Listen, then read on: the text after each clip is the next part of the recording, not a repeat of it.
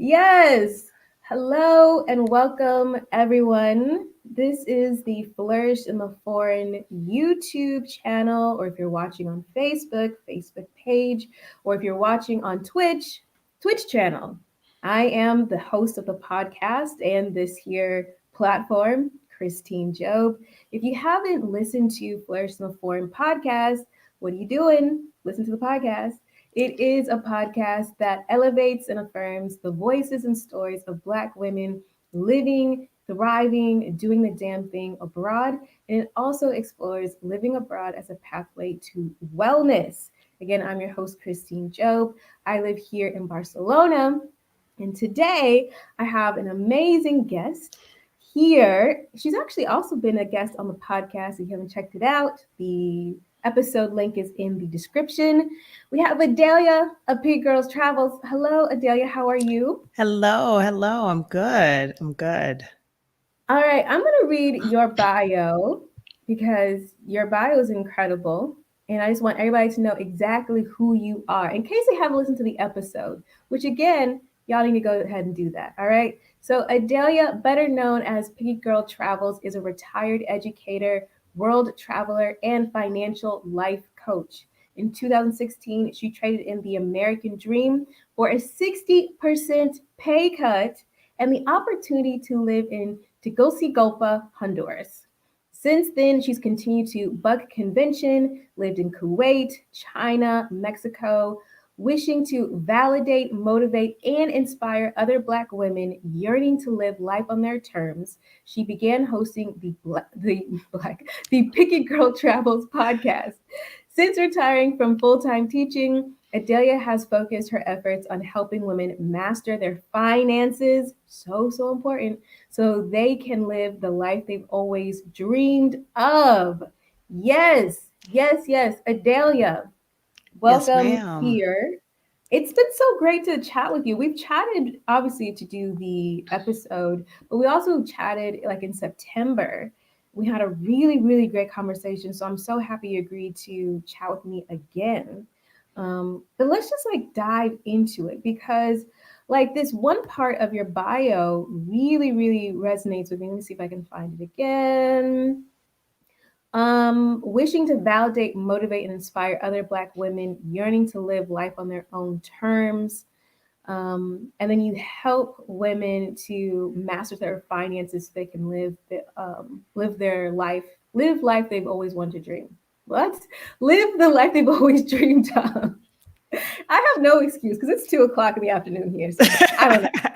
Um, let's because that resonates with so many people, especially when you say validate, right? Validate that their dreams and their feelings are worthy. So like let's go back to kind of like briefly how you even got abroad. Like what was going on in your heart and mind and what has had to happen for you to stay abroad?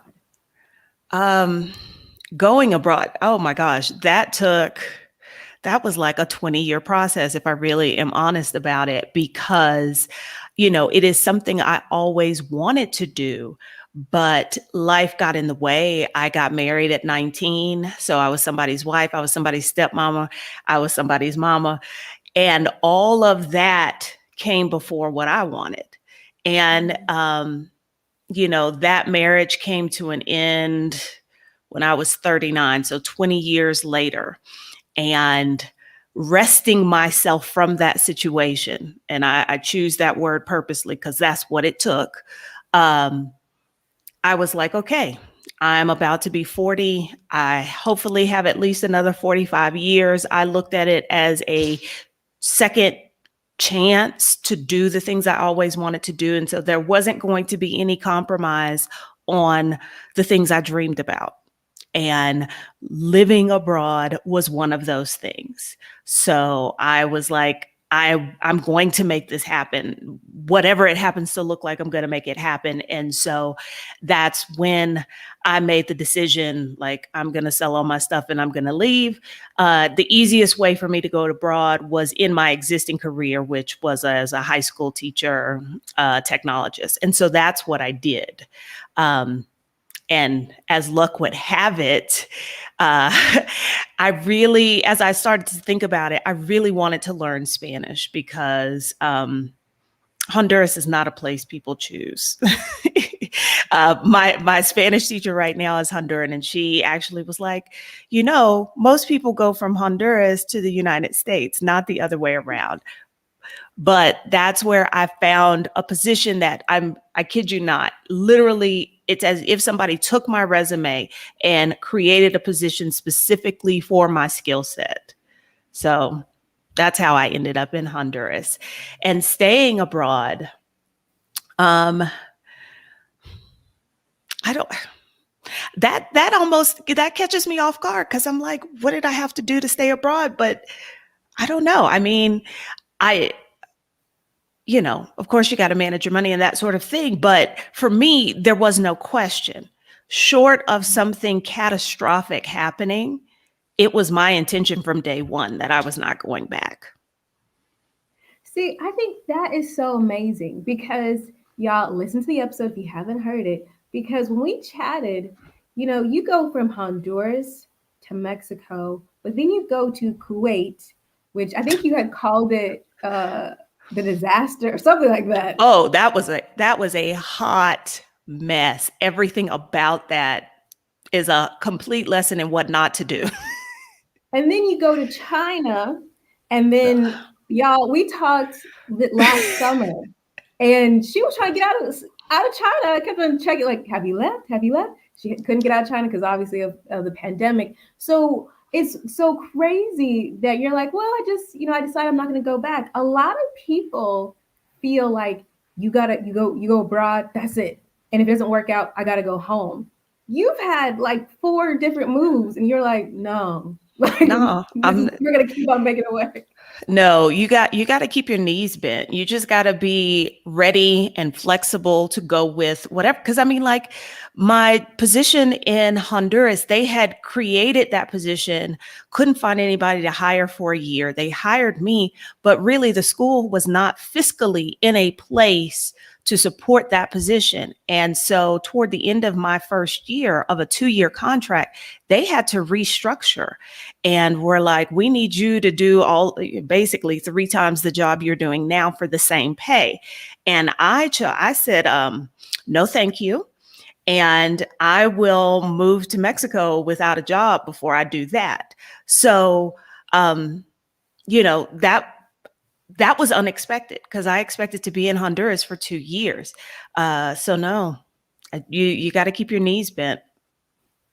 See, I love that because I think some people, like I just said, they are like, if I move to Mexico, if I move to Colombia, it doesn't work out, I gotta go home. And I'm like, y'all, Adalia moved 4 times and she made it work. No. So I want to talk about your definition of wellness, which you really expound upon in the episode. But so here you've said that for you, wellness is about contentedness, being content and satisfied with your situation, which includes financial, mental, physical, all of the things. And you say that you were never able to achieve that until you moved abroad. So that has been a positive impact on your wellness. And I'm wondering, can you please like really explain to people about that? Because as I said before, the podcast showcases and explores living abroad as a pathway to wellness.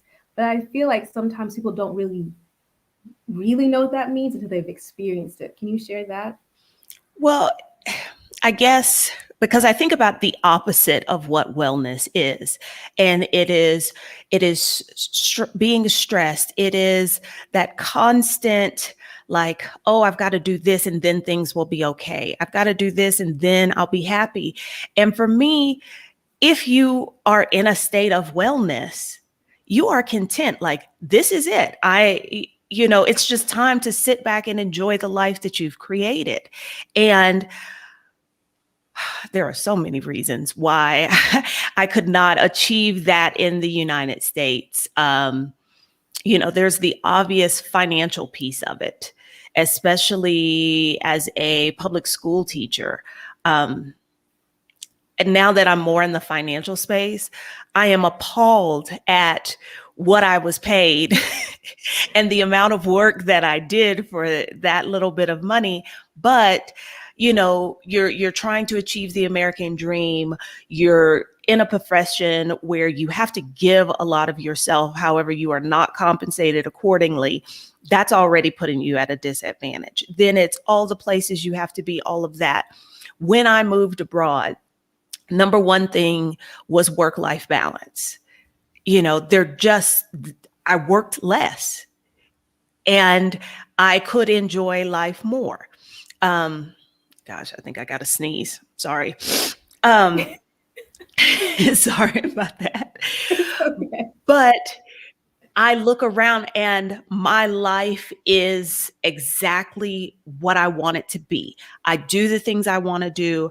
I do not have those stresses on me. Like, I am living the life, and this sounds so corny and so cliche, that I dreamed about. Like, when you envision the life you want in your head, that's the life I got when I lived abroad. Now, I will be the first to admit my life did not look like that in Kuwait, because that was a crazy situation. But I wasn't even close to being there when I was in the United States, because there's so much there that bogged me down, that got in the way of just being able to enjoy living life and being here. I think that is, you said so many things I think people really need to digest and sit with, especially if they haven't gone abroad yet. And that is that you're living a life that you envisioned. So that means that you had a vision for your life. You knew what a life well lived looked like for you.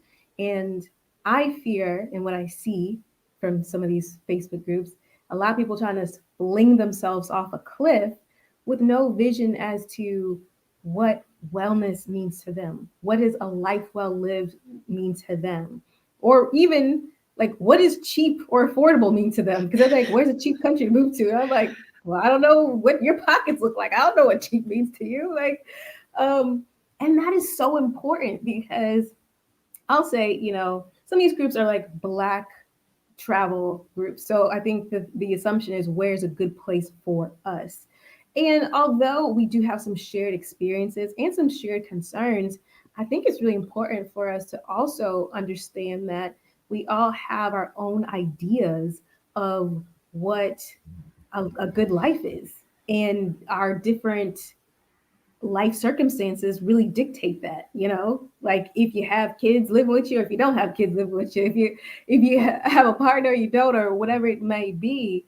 I really hope for anyone who's watching to really take that to heart, like really be an active participant in your life, like Adalia has, right? Because you have been an active participant in your happiness, in cultivating your happiness, and cultivating your That part wellness, right there.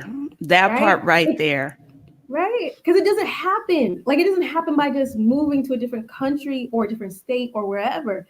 You have to actually get your hands dirty to create something that didn't exist where you were, to allow yourself to become the person that you weren't before. Whether it had to do with environmental issues, people you were around, circumstances. Okay, you're in a different environment, but you still bring yourself, and you got to make the changes you got to make.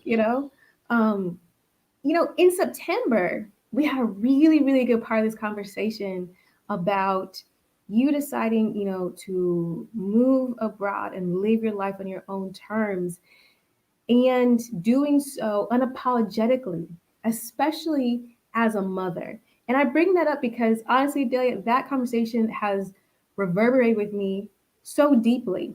I don't have children, but it made me think about my mother. I've actually talked to her about it many, many times. I sent her the link to the video and everything. I was like, you gotta watch this. Because, you hit on something about not being apologetic about fully living your life. And a lot of, I guess maybe it's cultural, that women are expected to sacrifice not only the rearing years of your children, but forever for your children. And I'm wondering, can you speak to What made you get to that point where you're saying, I'm unapologetically living my life for myself. My kids are going to be okay. And if people gave you flack for it? For the 20 years I was married, I followed the rules. I did what society said you were supposed to do. So imagine, you know how overworked school teachers are. But on top of that, at any given time, there were 2 or 3 kids at home that I was trying to manage activities for and make sure like they were being raised to be good, well-rounded people. And so I was just giving and sacrificing. And as I was getting to the point that I was able to free myself from the domestic situation I was in, I'm taking stock of my life, and is this it? Like, I give all of this, but what is there left for me? Is that my sole purpose? I was put on this earth just to serve the needs of other people. And that is innately unfair, that because I happen to be born a woman who could produce children, like this is what I get. And why can't you do both? And so I it may sound selfish, but I had to choose myself because I was on the verge of losing myself. So I made it. Looking back on my life, I saw all of these times where I followed conventional wisdom and I did things the way society dictated. And it never felt completely authentic for me and my situation in my life. And that wasn't enough for me. That was not like I deserved to exist as a whole person, and that was not doing it. And so again, I always talk about never having regrets or looking back on that time in my life and saying like, oh, had I not gotten married, or had I, no, none of that has happened. But what I do have is the time, hopefully, that's in front of me. And I've got to make that, I got to make it work. I got to make it so that when I am no longer here, if I have to look back on the life that I lived and what I left behind, does that represent who I am? Is that something I'm proud of? And so I just said, F it. I'm going to do me. And that's what I did. The only person really I got any flack from was, oh boy, I used to be married to. I don't like to use the term ex-husband because that still implies some kind of relationship or ownership. No, it's oh boy, I used to be married to. He was the only person that gave me flack. My children are kind of like, okay, this what we doing? We roll with that. The people who really knew me were like, oh. So especially people who knew me before I got married, it's like there was this 20-year period where I lost myself, and it's like, who was that chick? So now I'm back to being the person I should have been all along.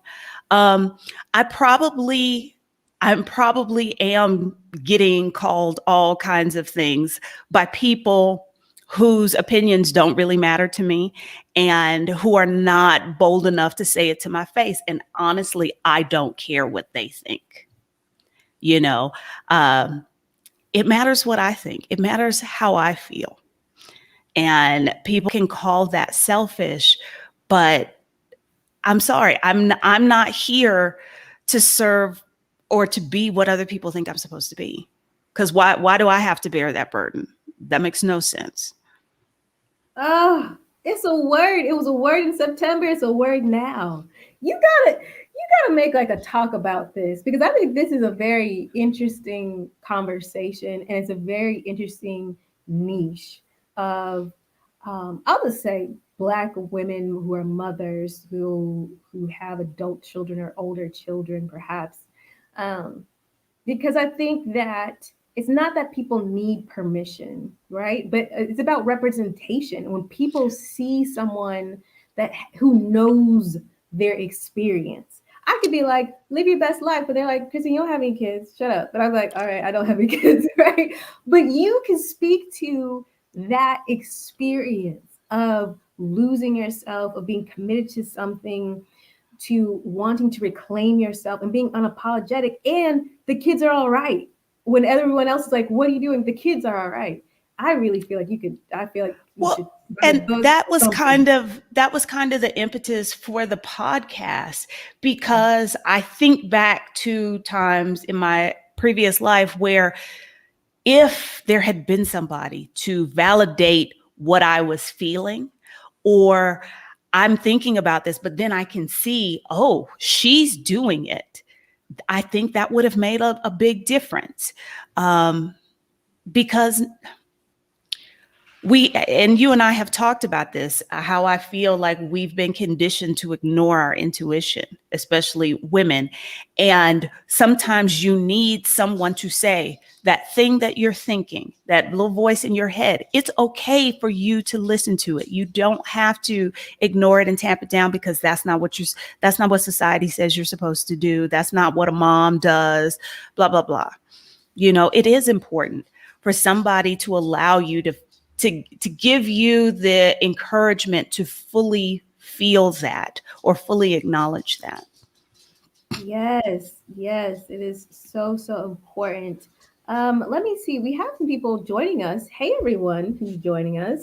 Drop a comment, a thought, a question that you have in the comments wherever you're watching, because I get them all on the side here in this very fancy little suite. We have Junket 3000. I'm so glad I caught this. I'm so glad that you caught this too, Junket. Thank you so much for watching. And we have Vanessa Ware. She says, I love that, not going to compromise what I dream of. Yes, yes, yes, yes. So drop your comments, your questions, your thoughts in the comments. But let us go to something that has always stuck with me, because you were the first person I ever heard say this. And I think you said it maybe when it was while we were recording. I was like, wow, yeah. You talked about FU money. FU. And y'all know what the F, I don't think I can say it. I don't want to get banned or something. I don't know how this works. But was it F, which is an expletive, you money, if y'all need me to really spell it out.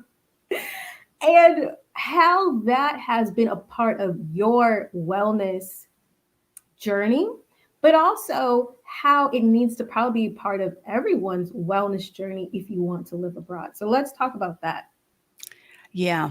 FU money that's the money that gives you the freedom to say F you. I'm sorry if y'all heard that. That's the dog. To F that man, F that job, F that country. If you are in a situation that is not treating you well, the biggest impediment I have seen is that money. I can't leave because I can't afford it, or and so having that fund gives you the freedom to walk away from situations that do not serve you. My experience in Kuwait is a prime example of that. It was literally an abusive work situation. And I looked around at, like as I'm getting there, and I'm like, y'all get that this is not healthy. Like, this should not be going down like this. And everybody's just kind of hunkering down, put their head down, like, I'm just trying to make it to June. And I was like, nah, fam. I stuck around long enough so that I could travel to other countries in the region, because that's the main reason I accepted the job in Kuwait. But I was like, I'm not going to put up with this. But because I had an FU fund and I was not dependent, like, without having that paycheck from them, because this was the kind of place that may or may not pay you. So, yeah. So without them being able to hold money over my head, I was free that when I was done, I could pack up my stuff and I could leave. And that's what I did. That's what FU money does. It removes that stressor of, I have to do this because I won't be able to afford it. It gives you that space and freedom to make decisions based off of, is this good for me? And not let your ability to be able to afford to leave be the thing that dictates how you move. And so staying abroad, being abroad, it is even more important. Oh my gosh, you talk about in the various expat groups or, people who want to move abroad groups, just just this week, in the last 7 days, there were 2 posts that were specifically about, they were moving abroad, but like their inability to afford certain elements of it. And I'm just like, if you get abroad, and mind you, we're talking about doing this in the middle of a pandemic, and something goes wrong, what are you going to do? Especially if you're new to a country and you haven't had time to establish a network, you are your safety net. So yeah, everybody needs some FU money. Adalia, oh my goodness. You are a light of truth and wisdom, because some of the advice that gets tossed around these Facebook groups are going to have people homeless or in jail, because some of these I don't know if you saw this thread. Someone was like, my friend just took out a loan and just left the States, is not going to pay it back because, and like, as if there would not be any consequences. I was like, y'all got to take this advice and go to jail. Don't take this advice. So let's talk about some good advice. First, let's talk about how you transitioned from teaching to becoming a financial life coach, and what your like philosophy is in what you do. How did I transition? I need to do work that matters. And I really wasn't feeling like the work I was doing in the education space was it wasn't, I didn't feel like I was making a difference anymore.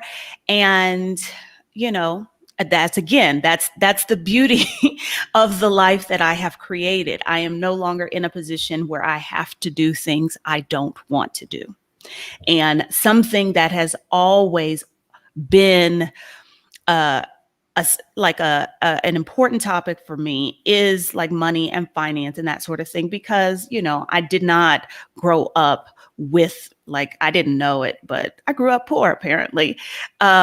And so, the things that I had to learn on my own, I can look around and see where that knowledge would help other people.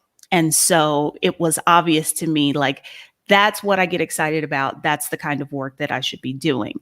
In my work, I guess my philosophy is everybody can do this. And it's about being empowered, getting the knowledge, and, like, there is, what is it they say? There's nothing new under the sun, like folks.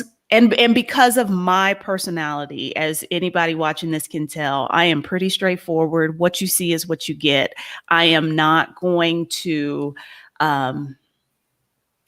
what's the word? Not mislead, but like, it's not about the con or the schmooze with me. Like, I'm gonna tell you what you need to know, and then I'm gonna set you free so that you can do it on your own. It's not about like, oh, can I get a returning client? That sort of thing. That's not how I work. So that's people who work with me.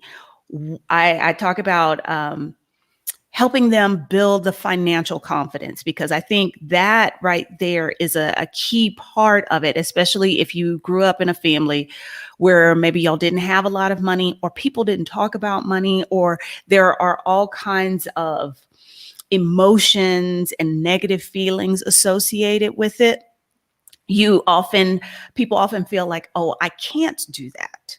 Like, it's too complicated. It's too confusing. I can't do that. I need to find somebody to dictate my finances for me. And I am a strong advocate, especially for women, for them to know those things. Because, like, take my situation.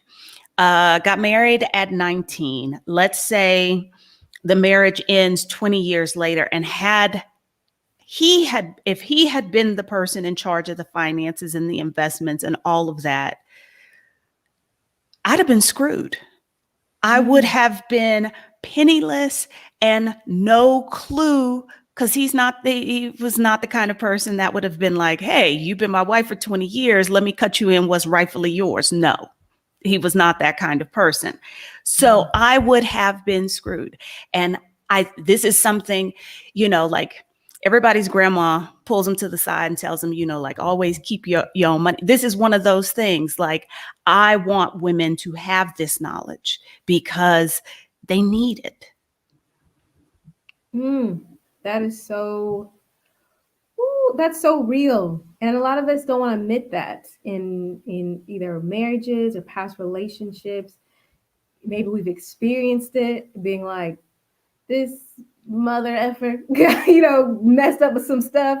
And we have to start taking responsibility for ourselves. And taking responsibility is not a bad thing, because then we can really start creating the lifestyle that we want.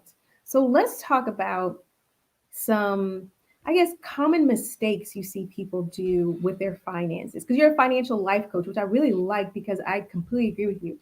It's not just about numbers. For most people, it is very much about emotions. The blockages are, I don't know, traumas and things that they've seen and things that they don't even understand, Definitely. that they're reenacting over and over again.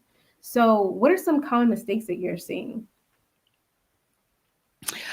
The common mistake I'm seeing is people, or one of the biggest ones, is not having an idea of where your money is going.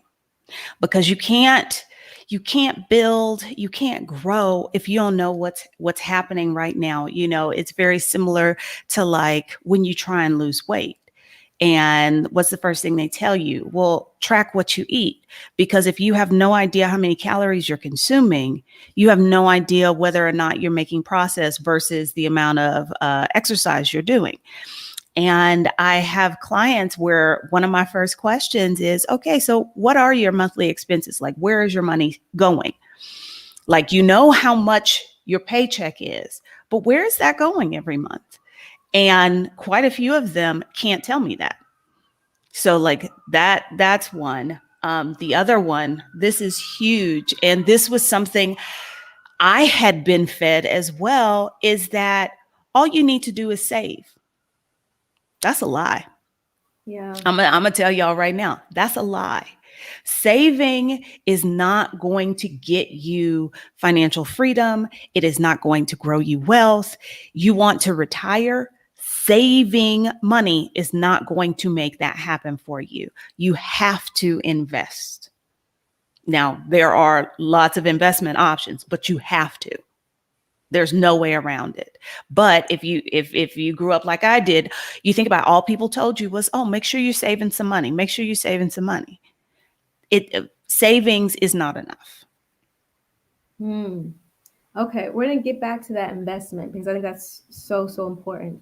Let's start from the very beginning of moving abroad. One of the most common questions we get: how much money do you need to go abroad? How much? And that's how people say, they don't say a No, pencil, that they is say the a exact penny. question. They don't say any, they don't say they got a dog, a cat, a fish, kids. They just say, how much money do I need? So, your expertise, please, how much money do people need to save to go abroad? What are your expenses? That's number one question. What are your expenses? Because that's going to determine what you need to live on, not the kind of life necessarily you want to live in your new country, but what are your financial obligations? Do you have credit card debt that you need to pay? Do you have other kinds of financial responsibilities, people you are responsible for paying bills for? Do you have mortgages, rent, all of that? That's your benchmark for how much you need, in addition to what it's going to cost to live where you want to live. That question drives me crazy, because it's like, how much money do you need to live in the United States? It depends on where you live. It depends on how you want to live. It depends on, well, what are your personal responsibilities? Do you have parents that you are going to be financially responsible for? Do you have children? How old are those children? Are you going to have to pay for somebody to go to college while you're living abroad? So number one, my easy answer to that is, what are your expenses? And that usually catches people short because, again, people think about how much money they have coming in, but they rarely they don't think about it as much as they should. Where is the money going? Where is it going out to? I think that is, it's simple, but it gets people so caught up, and it's very interesting to me to hear, because the question keeps on coming back, and I'm like, that question is posted, if not every couple of days, it's posted at least once a week. And you've got to, that there's two issues there. It's one, how do you ask a question to get the answer you want? There's a certain way you need to frame a question, a certain amount of background information you need to give. The other one is that is just a super broad question, because again, it starts with, what are your expenses? What are your responsibilities? Oh, we can talk about that all day. But let's move on to another topic that I want you to touch on, because you were a school teacher in Texas. You moved to Honduras. You took a 60% pay cut. 60%. And I'm not thinking, you didn't make that much money as a Texas No, I did not. So you took a 60% pay cut, and you have been able to invest, to save, to be able to show enough funds to get permanent residency, I think, or residency in Mexico. How did you do that? And can you please explain to people how they may be able to craft a game plan? Because, I feel like some people want to move abroad because it's cheaper, whatever that means. And whenever they say it's cheaper, they always throw out places that I'm like, I don't think that's cheap, but okay, whatever. They want to go somewhere that's cheaper or where their money goes longer. But as we kind of talked about, it's not necessarily about saving, it's about investing, it's about growing money, it's about compounding. It's so many different things. So you could be, teaching in Honduras or here in Spain or somewhere else and still be making or reaching your financial goals. So tell us a little bit how you did it and what kind of advice you have for people.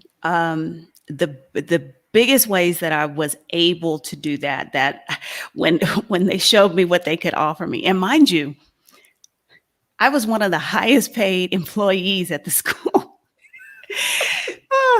So one of the ways that was possible is I have always avoided debt. Debt is a 4-letter word.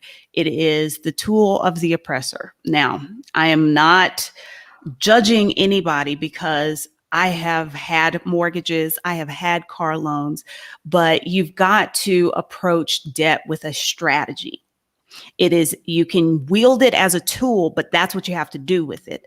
So I had no credit card debt. Now, I was able to avoid student debt because when I went to school was a lot cheaper. And I didn't realize the blessing that was until I got ready to send my own kid to college and was like, what the hell are y'all charging? But, and there are ways, please don't think, oh, I've got student loans, I can't move abroad. No. That's totally doable. But the bigger issue is consumer debt, credit card debt. So one, I had fewer financial obligations that I was leaving behind. So as I was making peanuts and ice water in Honduras, I was not having to siphon off a portion of that to pay bills back in the United States. So that's one. Two, I had already started investing. As a public school teacher, you're talking about not only do they screw us over and pay us very little, in the investment options that were available to me compared to people who work in other fields, night and day. So I had to navigate that to find a way to invest where I wouldn't be spending ridiculous amounts of money on fees. So with a Roth IRA, because I didn't have a 401k was not available to me. A 403b was, but the options weren't great. And a brokerage account. I keep things simple. Index funds. I am not trying to be the wolf of Wall Street. I just I need my money to beat inflation. And this is why savings doesn't work. The inflation rate is around 3%. Can you name a single bank paying 3% in interest? No, you're lucky if you get 0.5%. Lucky. So just putting money aside, you're actually losing money to inflation. So I bought ETFs. I just put money in ETFs, broad index funds, and I let it grow.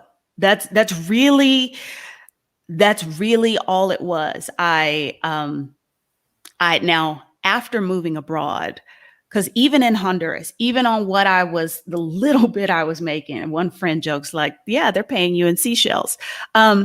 Even on that little bit, I still saved 50% of it. Wow. Now, if you can move abroad and someone is sponsoring you, they should typically pay for your housing. Like your expenses should be minimal. So even if the package isn't very like a high number, you don't have to like spend all of it. So I was still putting aside half of that. And then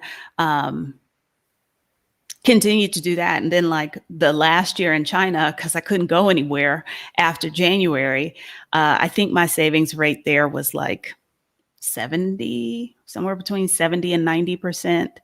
Because, that you want to live on y'all, it's not rocket science, but it does take some work to get in the mental headspace to do that, because you are bombarded with imagery and ideas from the media and society about, well, this is how you're supposed to live. But if I can save 50% of my income and invest that and still be able to do the things that matter to me, like travel, then yeah, at 45, I can decide I don't want to work anymore. I can show my financial assets to the consulate in Mexico, and they're like, okay, yeah, you meet the financial solvency requirements. Here is residency. So I keep it very, very simple. It doesn't have to be complicated. And y'all, if you don't follow Adalia on Instagram, Piggy Girl Travels at Piggy Girl Travels, you should, because she lives well. Okay, like I follow her. She's going on trips. She's going to the donut shop, getting her peanut butter fix. She's like eating out. She's not struggling for anything. I'm not. And that's the other thing. I think, because you mentioned people talk about, oh, well, I want to move abroad because it's cheaper. And they see or they hear people talk about like, yeah, my rent is like $150, blah, blah, blah. There are people who move abroad to so-called cheap places, and they are like scrimping to get by on that life. Like, yes, they're technically living abroad, but they're eating rice every day because they can't really afford to buy meat, that sort of thing. No, I still want to be able, what is it? I want to live better for less. And I can do that outside the United States. But yeah, I'm still like everything I said about living the life that I have dreamed about and I have envisioned, that is all still true. It's just being abroad made that a real possibility for me. But I'm not trying to sacrifice. When I can travel, I'm trying to be out there in those travel streets. Have to. So tell me, if you feel comfortable, about how you manage your tax exposure, because I assume you're a tax resident of Mexico. I don't know if you get dividends from your stocks. How do you, when you're an entrepreneur, how do you manage your tax exposure? Is that an issue for you? Well, it is an issue, and it played into my decision on what country to seek residency from, because I was strongly considering Colombia. And then I learned that once I became a tax resident, they were going to be taxing the money that I made in the United States. And yeah, there are tax treaties, but if there's anything you should pick up is I like things simple. So once you start complicating things, I'm like, I'm not interested. Mexico is a place that, as long as your economic activity, it is not derived from Mexico, they're not interested in taxing it. So Mm. that would change. Let's say I bought a property here, or I decided to run an Airbnb. That money is being made in Mexico, so Mexico wants their piece of it. But what I do online, my customers are not Mexican.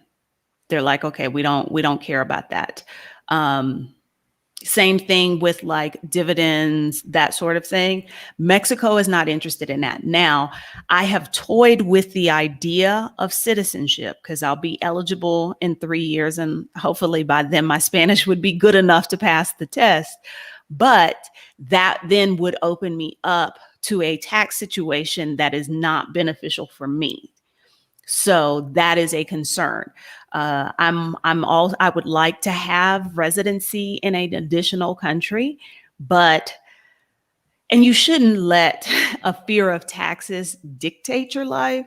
But at the same time, you gotta weigh the pros and cons and be smart about it. So like I'm looking at Spain, I'm looking at Portugal, but I need some answers on the tax situation before I pursue that, because especially European countries tax at a much higher rate, which Oh yeah.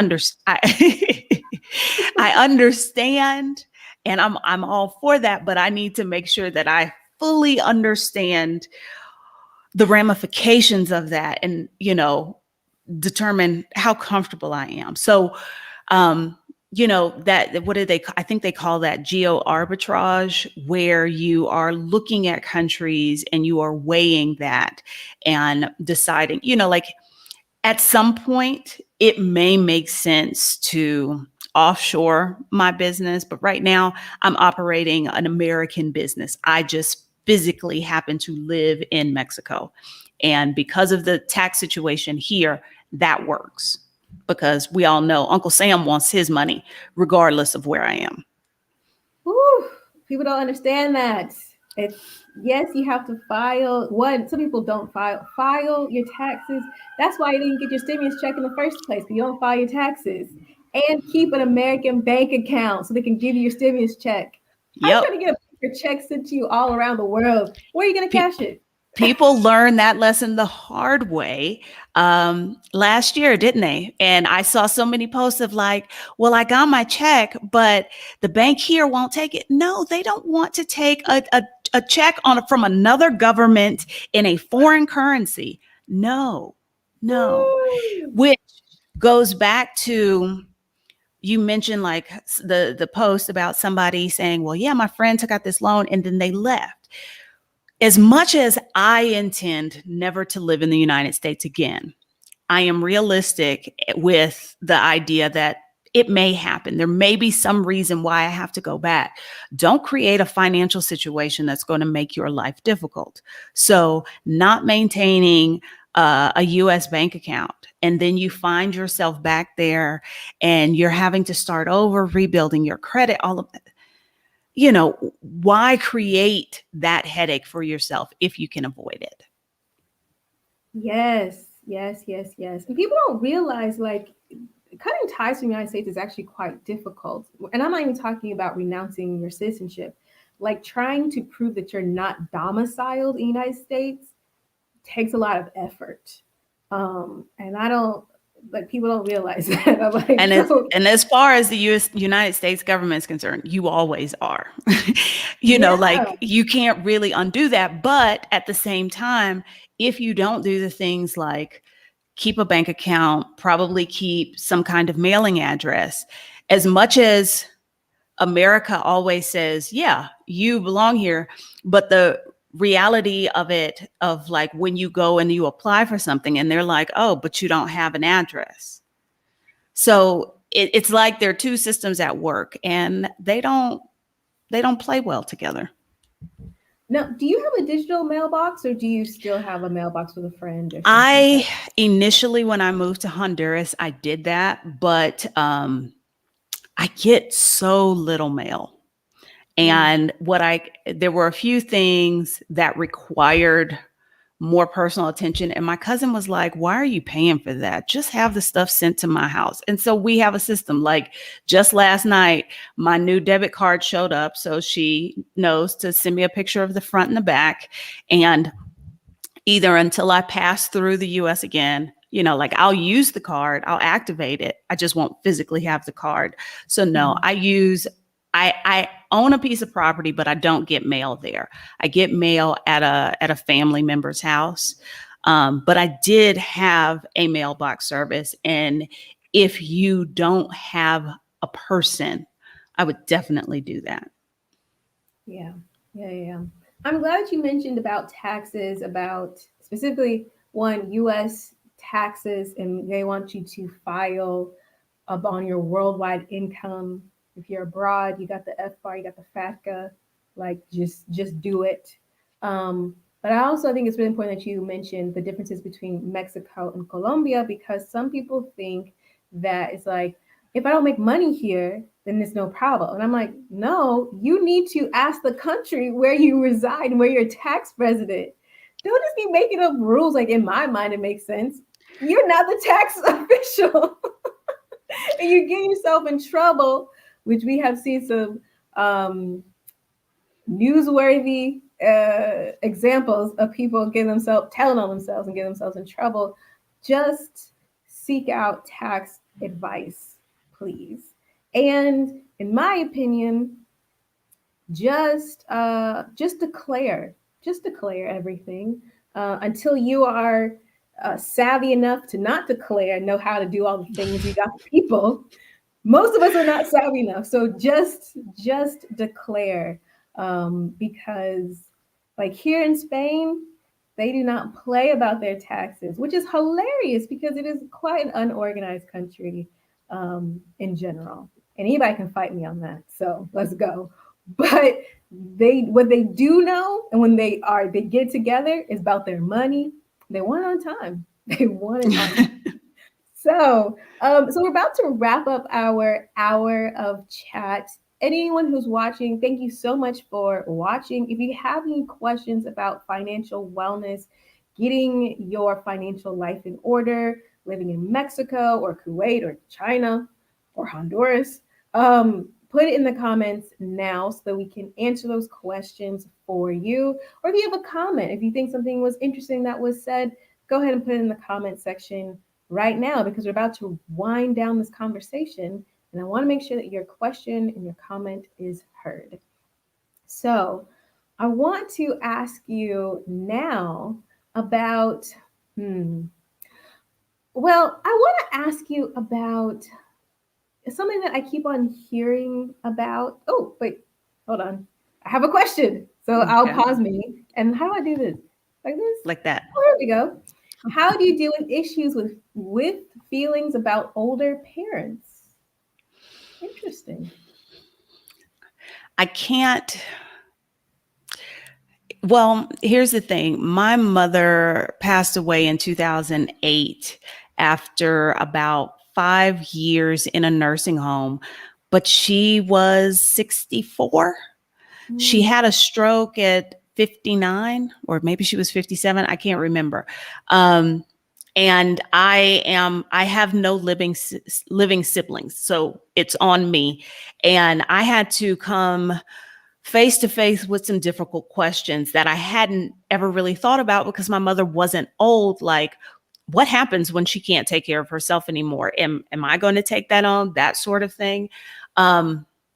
So I can only talk about, like, had she still been alive, I still would have moved abroad. I know that there are people who wait until the older members of their family are no longer here. I know people who will, depending on the parent situation, I know someone who brought their parent with them because the level of care that they could afford and the assistance they could get was better outside of the US than it was in. Now, if you're talking about more of a situation of, well, my mom doesn't really want me to go, that sort of thing, I, I I'm not going to tell you, well, you need to respect your mother and you stay. And I would say, no, you're grown. You need to live your life. And if this is vital to your happiness, if this is vital to you living the life that you want to live, you can go. You and mom y'all can FaceTime and do that sort of thing. You can bring mom to visit. I don't think that, if possible, you should let that stop you. But I am also not blind to the fact that for a lot of people, they are going to have responsibilities for older family members. But I would encourage people to explore countries where you can bring them. I'll tell you, here in Mexico, that because with boomers wanting to retire well, and there's an area in Mexico around Guadalajara, Lake Champala, San Miguel de Allende, very, very popular with American retirees and Canadians. And many of them had aging parents, or maybe there was a spouse who needed more care than the other.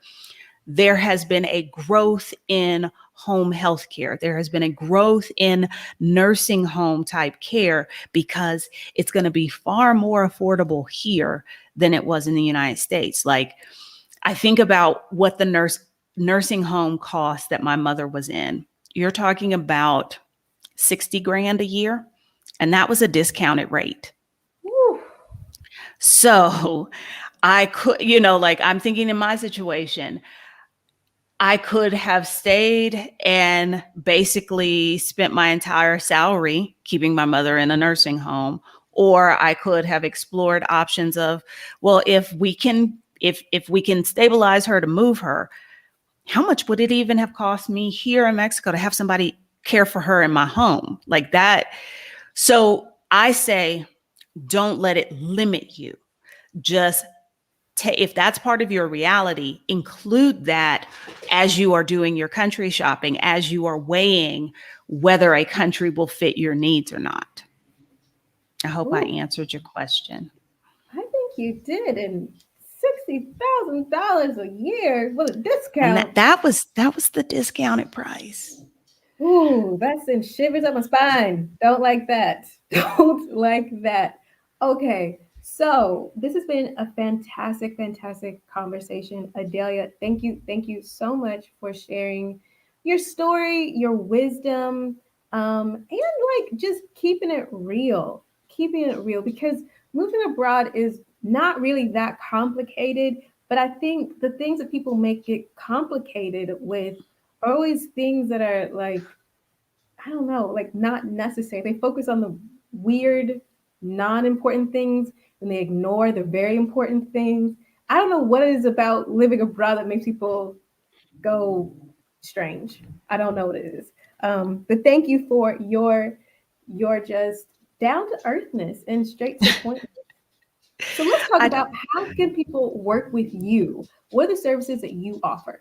Okay. I Again, like I said before, I am about empowering people to take control of their finances themselves. So I don't have any like long-term things because I want you to learn what you need to learn and then you go off on your own. So if it's like you heard me talk today and you've got some questions about investing, I do 1 hour one-on-one calls.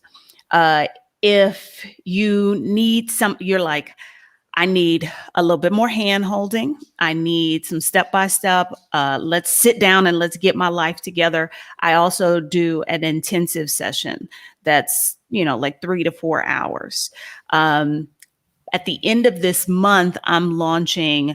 I guess we can call it group coaching, but I don't really like to call it that. But it is a group program. It's a small cohort of people it's a financial confidence boot camp. And so think about it in terms of a boot camp where it's short, it is very intense, but gets you in the shape you need to be in. So with this, it is like you're like, I don't know where to start. I don't know anything about anything. I need help. The financial confidence boot camp, 4 weeks. We go from the beginning to what you need to know about investing. And when you finish the boot camp program, you will be in a situation that you can take control of your money. You'll be totally confident in making those moves. So those are the primary ways to work with me. And that is so important. Y'all need to go ahead and just jump on that boot camp, because the kind of questions I get slid into my DMs or seeing these groups make me feel like y'all need to just go ahead and just get in this boot camp, because you guys make me nervous. And I get really anxious about some of the questions people ask. So go ahead and just join the boot camp with all these other people. It's like accountability, and get yourself ready to go abroad, or get yourself in good shape to stay abroad. So important. You also have a podcast and a YouTube channel. Tell us about that. The podcast is Picky Girl Travels, like everything else. The YouTube channel is Picky Girl Travels the World. The podcast is for Black women who want to live life on their own terms. And you need some encouragement in doing that. You need some examples of other women who have done it. I did a series on different ways that you can move abroad other than the way I did it, teaching like what kinds of jobs can you have living abroad, how to get a visa, that sort of thing. We talk about money. We talk about, the various issues that keep us as Black women from being able to live the life we want. The YouTube channel, again, it's finances, it's expat life, and it's solo travel. I just did a series on how to move abroad, how to become an expat, series of videos to take you through that. I share videos about what life is like here in Mexico City, what does it cost, that sort of thing. And I also, on the YouTube channel, are Q&As. Like the most recent one we did was on handling emergencies abroad, which is at the forefront of my mind right now. That's my new project, is getting prepared. So insurance, like what happens when you break your leg in a foreign country, or you get COVID and you need oxygen and you go to the hospital and it's full. The ladies who talked about their experiences all had wild, crazy things, and like how to prepare for those. So if you want content with other Black women talking about travel and money and living the life they want, that's my YouTube channel and that's my podcast. I love it, because finances are important no matter where you are abroad. I guess unless you're independently wealthy, but if you're independently wealthy, then you know how important finances are. So this is this is how it is. So thank you again, Adalia, for just sitting here with me early in the morning for you, in the afternoon for me. So I appreciate that. If you haven't heard Adalia's episode on Flourish in the Foreign, go ahead and do that. It's actually episode 4. It is, what did I title it? It's about country shopping. It's all about, everything. It was such a great episode, because we really talked about not only her journey abroad, her experiences in every single country, but also, her philosophy on life, wellness, and money. So if you want a more in-depth kind of um, feeling and knowing more about Adalia, listen to that episode. You can check it out at www.flourishintheforeign.com. All right, that is all for me today. Thank you all so much for watching. If you haven't already, make sure you're subscribed to the YouTube channel, please. Thank you very much. Make sure that you like this video, and that you always leave a comment, and that you are obviously subscribed to the podcast. All right. Thank you guys so much. Have a great day. Bye.